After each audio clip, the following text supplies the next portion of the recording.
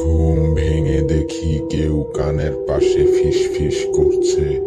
জিনের ছায়া গল্পেরই পার্ট 2 উপস্থাপন করতে যাচ্ছি।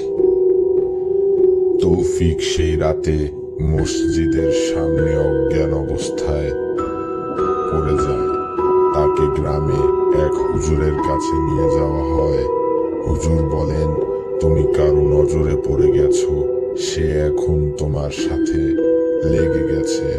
তৌফিক ঢাকায় ফিরেও স্বাভাবিক থাকতে পারছিল না। রাত বাড়ার সাথে সাথে তার ঘরে অদ্ভুত অদ্ভুত ঘটনা ঘটতে থাকে। এক রাতে হঠাৎ তার ঘুম ভাঙে। ঠান্ডা ঘামে ভিজে গেছে সে।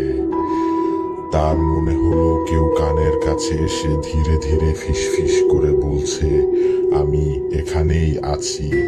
সে লাফিয়ে উঠে বসে। ঘরে কেউ নেই, দরজা বন্ধ, জানালা বন্ধ, কিন্তু বাতাস বইছে ভিতরে। আয়নার দিকে তাকাতেই সে দেখে তার পিছনে কেউ দাঁড়িয়ে আছে।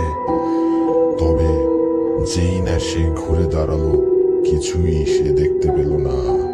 কিন্তু আয়নায় সে এখনো স্পষ্ট দেখতে পাচ্ছে সেই ছায়া মূর্তি। পরদিন দুপুরে তার বন্ধু আসে দেখতে।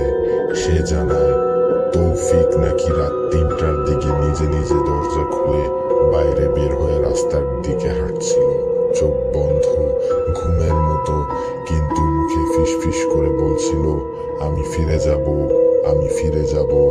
যে জিনটি মসজিদে ছিল সে এখন শুধু ছায়া নয়, সে তৌফিককে নিজের করেই ফেলতে চায়।